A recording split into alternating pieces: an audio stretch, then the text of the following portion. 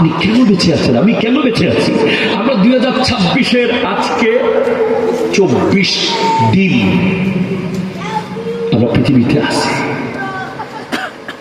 আপনি কি জানেন এই 24 দিনের মূল্য কত? এই 24 দিনের মূল্য বুঝতে হলে আপনাকে কবরস্থানে গিয়ে একটা লাশ তুলে কথা বলতে হবে। লাশ তুমি বলো 24টা দিন পেলে তুমি কি করতে, সে বলবে যে আল্লাহ আমি যদি 24টা দিন হায়াত পাই 24 সেকেন্ডের জন্য মসজিদ থেকে বের হব না, কারণ সে জানে চলে যাওয়ার পরের অবস্থা কি হয়। আপনি নিজেকে প্রশ্ন করুন, প্রতিদিন বাচ্চা জন্ম নেয় আর মরে যায়।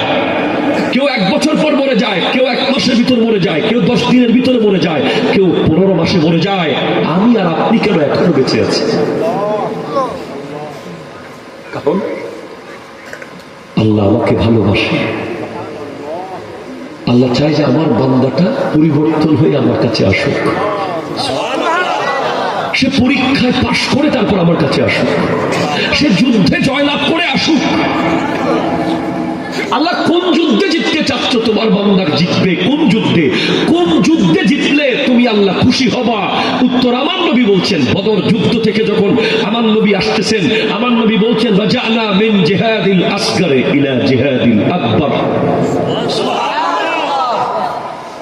আমরা ছোট জিহাদ শেষ করে বড় জিহাদের দিকে যাচ্ছি।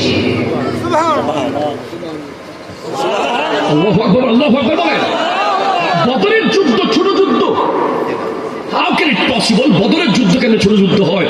যে যুদ্ধে ফেরেশতারা যুদ্ধ করেছে, 1000, 2000, 3000, 4000, 5000, 7000 ফেরেশতারা নেমে যুদ্ধ করেছে। ফেরেশতাদের বাড়ানো হয়েছে যুদ্ধের জন্য নয়, রুলস পাল্টে দেওয়া হয়েছে সেদিন। যেই যুদ্ধে যারা উপস্থিত ছিল তাদের পুরস্কার কি ছিল জানেন? ই'মালু মা শি'তুম, আজকে থেকে তোমরা যা ইচ্ছা তা করতে পারো। কত বড় পুরস্কার আল্লাহ দিলেন।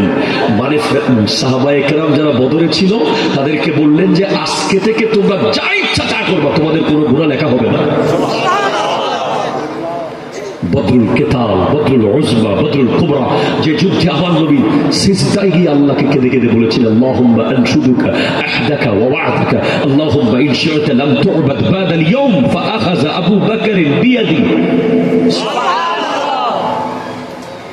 এই বদরের যুদ্ধ, বদরুল কেতাল, বদরুল উজমা, বদরুল কুবরা, এটা রমজান মাসে 24 ঘন্টা রোজা রেখে,